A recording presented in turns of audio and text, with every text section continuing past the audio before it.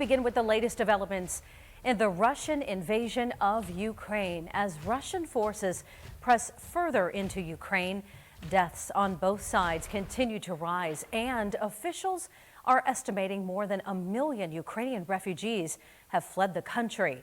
Our Erie News Now Washington, D.C. correspondent Rachel Knapp is joining us live from the U.S. Capitol. Rachel, what do our congressional members have to say about these latest developments?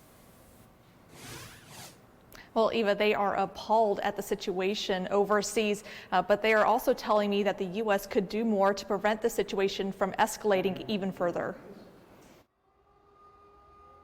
As Russia continues to push into Ukraine, our local congressional members say the U.S. can do more to stop Russian President Vladimir Putin's continued attacks on Ukraine. For starters, they say the U.S. should stop buying Russian oil. Well, if they didn't get $65 million a day, they wouldn't have that much money to spend on waging war, would they? I mean, it's really not a hard equation, you know. They're getting revenue because Joe Biden has poor policy that made us dependent on that oil and that energy. Congressman Tom Reed says the U.S. should welcome Ukrainian refugees. We're also getting briefed on reports, women and children being pulled out in the streets and just shot, just literally shot in front of their families to try to intimidate them to stand down and just commit that evil to try to get that Ukraine army to back off. And kudos to the Ukraine army, inspiring.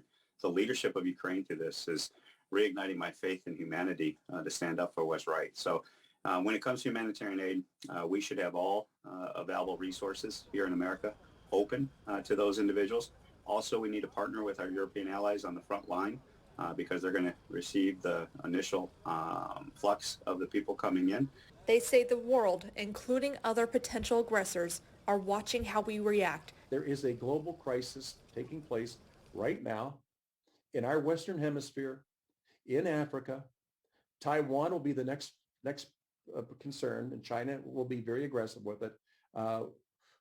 We just have to make sure that the position that we put up is clearly understood by those who wish us harm, that there is no fight we will not fight, there is no price we will not pay to remain free. And I just think that's an important thing for people to know. And our allies and friends, if they know we're that committed, then they need to get on board too. The Biden administration announced yesterday that they are providing humanitarian relief to some Ukrainian people who have been living here in the U.S. without legal documentation. Other countries like Canada and the EU are also offering similar relief programs to Ukrainian people. Back to you.